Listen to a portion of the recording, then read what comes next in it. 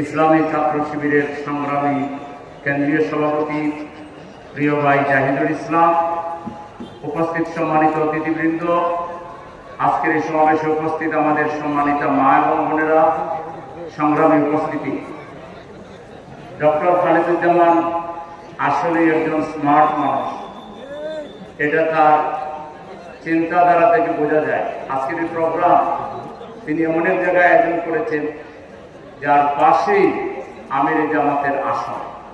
তিনি এক দিলে দুই পাখি মারার চেষ্টা করেছেন। একদিকে তার আসনের জনগণকে যেমন আমির জামাতকে প্রধান অতিথি করে আমির জামাতের দিক নির্দেশনা নেওয়ার চেষ্টা করেছেন, একই সাথে আশপাশে ভোটাররা হচ্ছেন আমির জামাতের ভোটার, সেই ভোটাররাও একই সাথে আমির জামাতের হেদায়েত পাবেন। ফলে দুই আসনেরই আমি মনে করি উপকার হবে।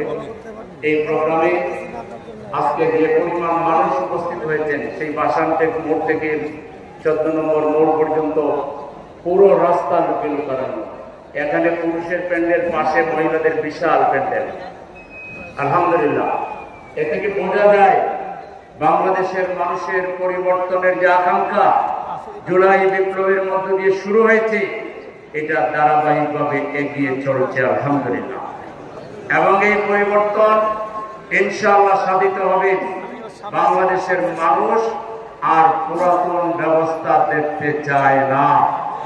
যে ব্যবস্থা ছিল বিভাজনের, যেটি ছিল ট্যাগ লাগানোর রাজনীতি, যেটা ছিল চাঁদাবাদী, জেন্ডারবাদী, খুন এবং ধর্ষণের রাজনীতি, 54 বছরের রাজনীতি হচ্ছে গণমানুষকে প্রতারণা, ধোঁকা দেওয়ার রাজনীতি। এই রাজনীতির দিকে বাংলাদেশের মানুষ আর যেতে চায় না। জামাতে ইসলামের প্রতি গণমানুষের যে সমর্থন, যে আস্থা, এই মুহূর্তে বলা যায় এটা আমার কথা নয়, বিভিন্ন দেশীয় এবং আন্তর্জাতিক যে সার্ভে হচ্ছে, সেই সার্ভের রিপোর্ট অনুযায়ী এই মুহূর্তে বাংলাদেশের সবচেয়ে আস্থাভাজন জনপ্রিয় দলের নাম হচ্ছে বাংলাদেশ জামাত ইসলামী। সংগ্রামী ভাইরা আমার, রাজনীতির পথ পরিক্রমা যদি আমরা চিন্তা করি, এক সময় এদেশের সবচেয়ে জনপ্রিয় মানুষ ছিলেন মরহুম শেখ মুজিবুর রহমান সাহেব। তার পতনের মধ্য দিয়ে তার যে আদর্শ এবং তার যে দল, সেটাও পতনের সম্মুখীন হয়। তার মৃত্যুর পরে ইন্না লিল্লাহি পড়ার মতো লোকের তারপর আসেন পথ পরিক্রমায় মরহুম জিয়াউর রহমান সাহেব। তিনি একজন জনপ্রিয় মানুষ ছিলেন।